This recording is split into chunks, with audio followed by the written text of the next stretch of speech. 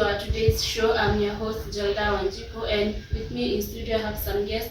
But before they introduce themselves, I'd like to tell you that today we are talking about the newly introduced system of education, the CBC. But before we go there, I would like to tell you to follow us on all our social media platforms, Kins TV, Facebook, and YouTube, Kins Fraternity. So I would like to give my guests an opportunity to introduce themselves. They tell us what they do, and then we continue the discussion. Welcome. Thank you. So I'm Margaret Wangi. I'm a student pursuing journalism and mass media at the university. Yeah. I'm Harris Nyanchama, a student at Tech University. I'm pursuing political science.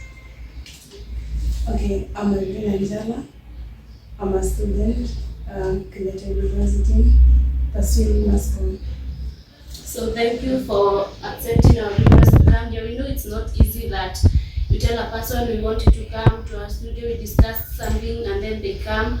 So thank you for accepting our request. So today, I've told you we are talking about CBC. So according to you, Margaret, what do you understand by CBC? CBC means competence-based curriculum. It was introduced in 2017 by the Cabinet Secretary, George Magoha. Yeah, so like everyone is aware of the system. Yeah, it was introduced that time. And so like, okay, for you, what can you tell us up to where we are right now as a country? How do you understand that system? For me, CBC, it's something that it's helpful. Because you find watoto wengi sahi, they are doing things as when we are young, tulikuja kuzifanya when we are growing up, but these kids, they have been able to do a lot. Unapata hadi mtu anakuja anatengeneza gari, wanakuja wanaambiwa waenda, they do even community jobs, of which sisi tumekuja kuzifanya we are sasa hivi kwa watu wakubwa, kazi hizi kazi mtaani. You find watoto wenye wanafunzwa hii curriculum, I support it sana juu these kids are going to learn so much. Ikifika in another century, we're going to be having a very educative system, a government here in Kenya, and I hope itakaa sana. Yeah, thank you. So according to you, Harriet, do you think she has said it was introduced by the CS of Education, George Magoha, Professor George Magoha. So do you think the CS made a right decision to just sleep and wake up one day? No, I'm going to introduce CBC in Kenya. Do you think he made the right decision? Yeah, it is a very good idea because it incorporates both children and parents coming together to come up with one unique idea. You find when these children are given the assignment, they always come back to the parents and ask them, Mom or Dad, how am I going to do this? At the end of the day, there will be a good relationship between the child and the parent because they will be able to work together. Yeah, so even what do you think could have happened if maybe the CS introduced the system and then the government in ruling, like back then it was Uhuru, so if maybe he said no, that will not happen in Kenya, so what do you think could have happened to him psychologically? Like ametoa idea, then president amekataa, amesema Okay. Alice Kiswahili, before atoe hiyo idea, alikaa chini akaangalia the best kwa watoto. For now, CBC by the way imekuwa so educating ukilinganisha na 844. Juu ukiangalia CBC alitoa akaona faida ya watoto wakisoma watakuja kuwaje. So hata president hangekata. So huwa wanaangalia kwanza benefit na disadvantage na advantage. Yeah, thank you for that opinion. So like I would like to ask you, Margaret, so when the system was introduced, like maybe do you think the CS had to discuss with the CS of what do you call it? This CS for budgeting and money finances? Do you think he was supposed to discuss with him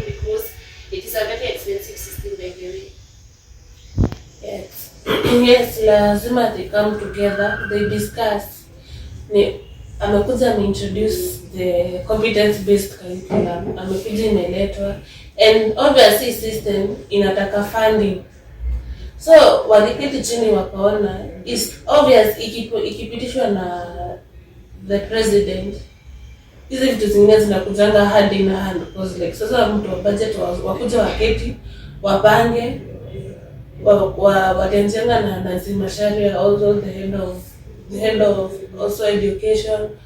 Lazima walikana hiyo board ya education waseme yes, hii tumepitishwa hii CBC inafaa kiango pesa gani, and I'll say wamefanya a very good job too. Until now hatujasikia cases za watoto like pesa zao zinakuliwa za education. Like this system imekuja kusaidia sana compared to the one we had before. Yeah, thank you. Coming back to your point, Harriet, you said wanafunzi wakipewa assignment they must consult their parents, meaning a lot of the things that they are supposed to do they can't do without their parents. So do you think the system brought more bond between the children or with the children and their parents, ama it is hectic to parents because parents have some works and they have their works, they have some other things to do? So what do you think about that? Yeah, it has really improved the relationship between children and parents, because the parent will separate everything that he or she was doing in order to attend to the needs of this child, because when that child goes tomorrow or maybe next week or the other day to report the work, he or she has to complete the assignment because it is a due time that the child was to submit the work. So the parent will definitely make time for the child. Also to support na point yake. Ulikuwa unapata kitambo like when unaenda kuambia mamako, mama nisaidie na hii assignment ya mathematics. Utasikia anakuambia, "Si leo acha nikimaliza kazi yenye nafanya nitakusaidia." Itaenda hivyo, ukifika shule kuuliza mbona hukufanya, unasemanga sikuweza ama sikuonyeshwa na mtu. But nowadays wameleta that unity between that bond between a mom and a mother and a child, or a father and a child. Wamekuja wakaileta in a way that you create that bond, special bond na mtoto. Unajua mtoto kinyana hapo ndipo unakuja unajua his or her strength, his or her weakness, his or her potential. And wazazi pia create awareness. Unajua mtoto wangu he or she is good in math, he or she is good in science and other subjects. Like imeleta a very good bond kwa wazazi. Yeah, so even like where I stay, I hear most of the parents complaining like kuna mwingine alikuwa anasema hii system hata sio wanafunzi wanasoma, ni wazazi tunasoma. So what is your opinion about that? Okay, obviously wazazi ni complain. Wazazi wana complain ni hawataki kuwork. Cause for example, mtoto amepewa homework vile my sister amesema hapa, mzazi anafaa kumsaidia.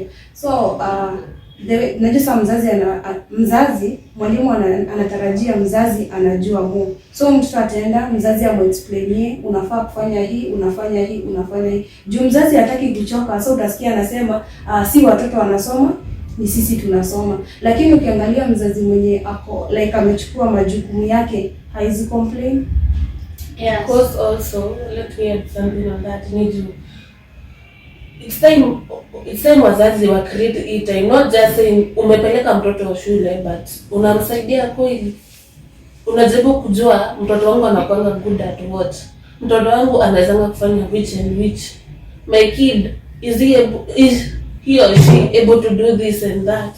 So wazazi wacha kuona if it's a bad, it's a very good thing, because like here you get to learn what vitu zenye ulifunzango in their ages, and now in this now 21st century it's a lot that have changed, and you can learn one or two from your kid. Then reason nyingine inafanya wazazi wa complain ni hizi materials wanaitishwa, because unakuta tuseme there is incorporation of drawing, so obviously the parent has to buy drawing materials in order for the child to complete assignments. So that's why unasikia wazazi wengi wanasema hii system ni expensive.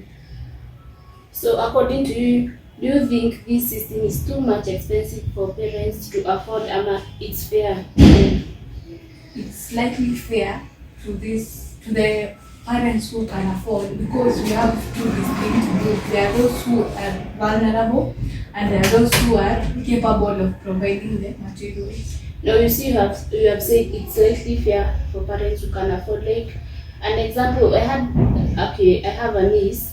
Now one day they went to school and they were told, Kesho, you come with a kg of meat, everyone. And then her mother was mad. It's like ni amejiambia wapeleke. Her mother was like, a kg of meat at a home hatukulangi that much. So what is it for? So what is your opinion about that? Because this CBC imekuja inafanya watoto wakuwe more creative. Tuseme kind of meat. Maybe I saw a video that went viral of the kids removing the feathers of the chicken. You can see when this child grows up, he or she wouldn't ask how to remove the feathers. He will already have the skills. And like as like pia mimi ukiniambia sahi like nishike huku nitoe nini, I'll be so afraid. Hata kuona tu damu yenyewe I'll be afraid, but mtoto ashajua at a very tender age. And that's why I'm supporting this CBC juu vitu zingine za tulifaa tufunzwe when we were at that younger age atufunzwe sahi. And pia wazazi, I know not all parents can afford this expensive life ya CBC. Utasikia tu unakuja na kuambia, "Wewe leo siwezi." Nitaongea tu na mwalimu wako, tutajua vile tutafanya. Then I think the parents should know this, that any education is an investment. So when you have decided you want to educate your child, just give out your best. Go search for money in order to provide for the things that are necessary for studying.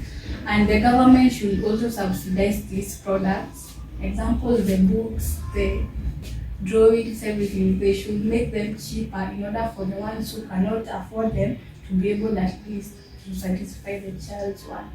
So another point, even I overheard it somewhere that teachers are expected to go back to class. They've been taught how they will be teaching these kids about the CBC and everything. Do you think walimu wanasumbuliwa, like walimu wamezoea, maybe the teacher has been in education like for more than maybe 10 years, 20 years there, and then now they are coming and being told you must go back to class and learn how to teach these kids about the CBC. Do you think wanasumbuliwa sana, or what's your opinion about that? Hawasumbuliwi. Juu saizi waambie mwalimu mwenye alikufunza aende afunze CBC. Ataweza? Hataweza. Kila kitu ni different kabisa.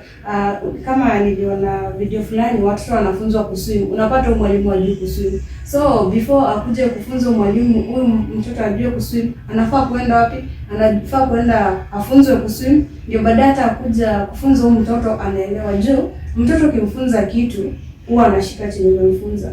Lakini sasa ukimfunza in a wrong way, so haitawezekana. So hawasumbuliwi, they have to go. And also, on that, Nancy Macharia created this platform where watu wanna train these teachers, because not all teachers they are based on a category of teachers. Wana specify sana, because like you can find kuna mwalimu kwa for like 25 years. Uwezi anza kumkaisha umwambie kuna hii system inaitwa ya CBC, and yet amezoea the normal system. Sasa kuanza kuintroduce tena kwa CBC, it's going to be tough. That's why Nancy Macharia alikuja akaintroduce like a group of teachers wenye watoto wanaenda kwa guide through e-system, because not all teachers wanaweza qualify, because unapata kila mwalimu akona his or her expertise kwenye anameja on.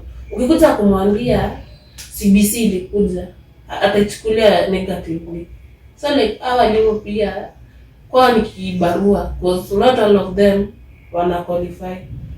Because pia lazima uende training. Like just the way like aliendanga kafunza akaenda kasoma and childhood development is alienda kafunza kufunza like all that. Pia nikaa tena like unamrudisha tena class. Anaweza tena kuhandle hii system ya CBC. Lakini wenye wanapelekwa mafunzo hawakai for long, like 1 month. Sikatai, but in that 1 month uko sure umejua kila kitu utafunza watoto. Okay. Ukiangalia si walimu wote like tuseme mwalimu wa Kiswahili na wa English hao si lazima, lakini ukiangalia mwenye anafunza home science kuna hii drawing, hizo zote, huyu mwalimu hata akienda kujifunza hapo hivyo hata kaa sana like, so usiseme ati itakuwa ngumu kwao. Kama vile tu walikubali kusoma, wanafaa kurudi kusoma ndio waendelee na kazi yao. Yeah, so on that point we are going to take a short commercial break. We'll be right back after the break. Stay tuned.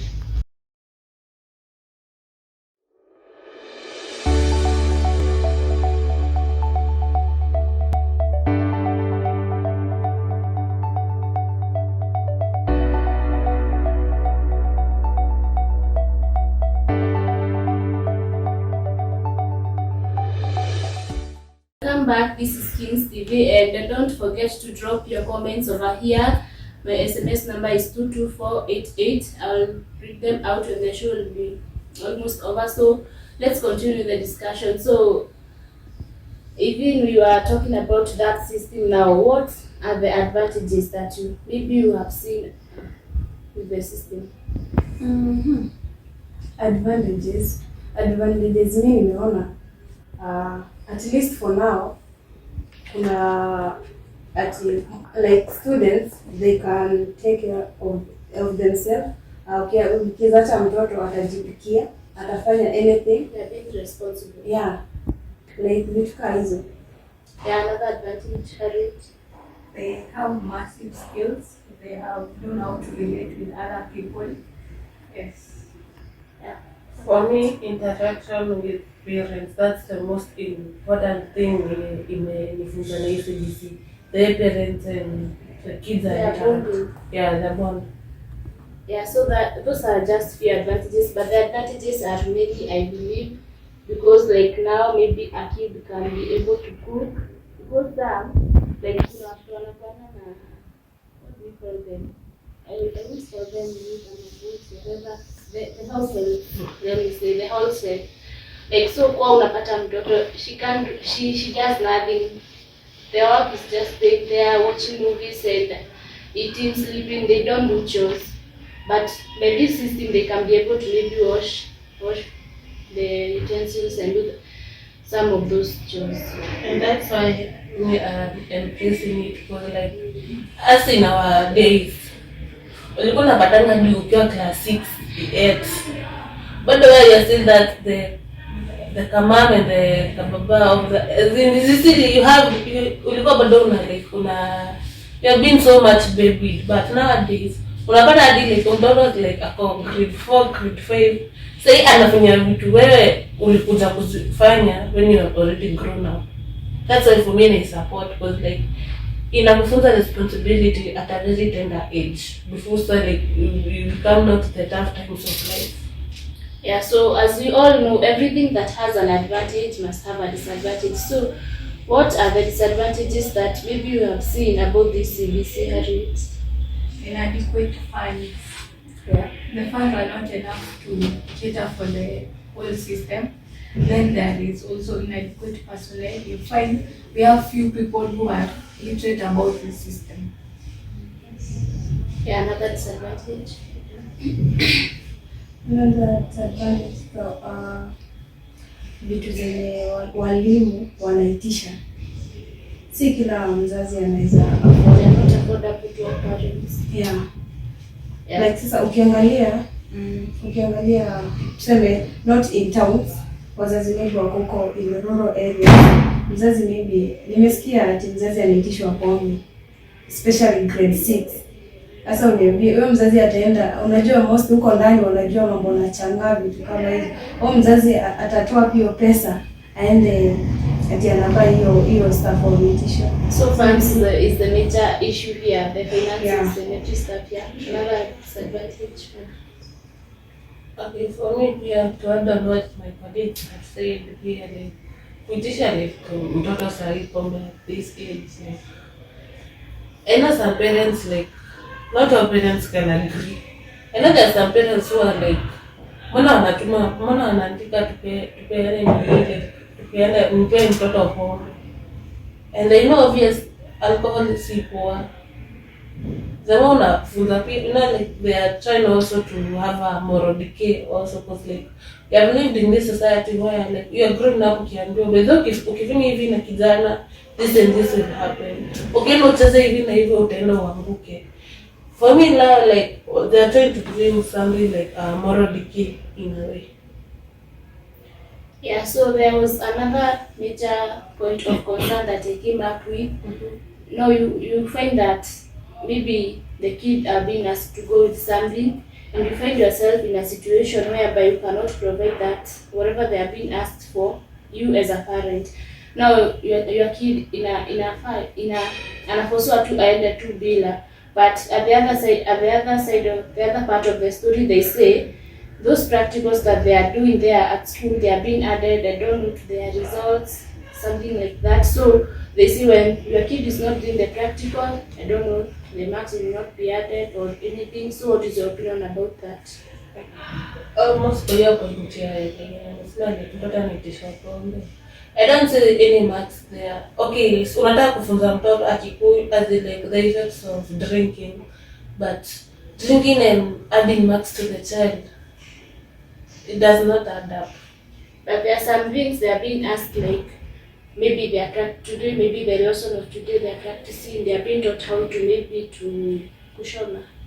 They are being asked to go with I don't know pieces of clothes, threads and everything, needle, and maybe the parent cannot afford that at the moment. So I'm not refusing, but I'm saying this system also like just to be realistic in a way.